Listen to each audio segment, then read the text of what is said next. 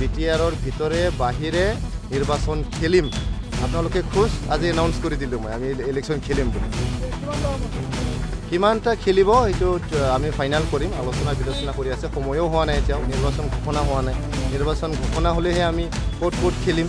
আমি যেতিয়া নিজৰ সংগঠনটো মজবুত কৰি আছোঁ BTRৰ ভিতৰে বাহিৰে সংগঠন মজবুত কৰি আছোঁ এইটোকে আপোনালোকক ক'ব পাৰোঁ কোনো দলে ক'ব নোৱাৰে যে কিমানখন আসনত খেলিব কোনে ক'ব পাৰে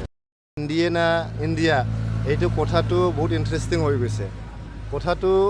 এনেকুৱা কথাটো হ'ল ৰাজনৈতিক দলবিলাকৰ ফাণ্ডামেণ্টেল ডিউটিটো কি ফাণ্ডামেণ্টেল ডিউটিটো হ'ল নিৰ্বাচনত অংশগ্ৰহণ কৰা এইটো সংবিধানতে লিখা আছে ভাৰতীয় সংবিধানত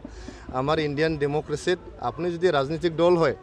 তেনেহ'লে আপুনি ৰাজনীতিত মানে অংশগ্ৰহণ কৰিব লাগিব কেনেকৈ অংশগ্ৰহণ কৰিব নিৰ্বাচনত আপুনি অংশগ্ৰহণ কৰিব লাগিব গতিকে UPPL এটা ৰাজনৈতিক দল হয় এইটো কোনো মন্দিৰ কমিটি নহয় এইটো সাহিত্য সভা নহয় ছাত্ৰ সংগঠন নহয় আমি অৰাজনৈতিক সংগঠন নহয় আমি ৰাজনৈতিক সংগঠন হয় গতিকে নিৰ্বাচন আমি খেলিমে এইটো মানে with India without India with India without India আমি অকলে BTRৰ ভিতৰে বাহিৰে নিৰ্বাচন খেলিম আপোনালোকে খুশ আজি এনাউন্স কৰি দিলোঁ মই আমি ইলেকশ্যন খেলিম বুলি কিমানটা খেলিব এইটো আমি ফাইনাল কৰিম আলোচনা বিলোচনা কৰি আছে সময়ও হোৱা নাই এতিয়াও নিৰ্বাচন ঘোষণা হোৱা নাই নিৰ্বাচন ঘোষণা হ'লেহে আমি ক'ত খেলিম আমি তেতিয়া নিজৰ সংগঠনটো মজবুত কৰি আছোঁ BTRৰ ভিতৰে বাহিৰে সংগঠন মজবুত কৰি আছোঁ এইটোকে আপোনালোকক ক'ব পাৰোঁ কোনো দলে ক'ব নোৱাৰে যে কিমানখন আসনত খেলিব কোনে ক'ব পাৰে কংগ্ৰেছে ক'ব পাৰিব নোৱাৰে BJPয়ে ক'ব পাৰে নোৱাৰে AGPয়ে ক'ব পাৰে নোৱাৰে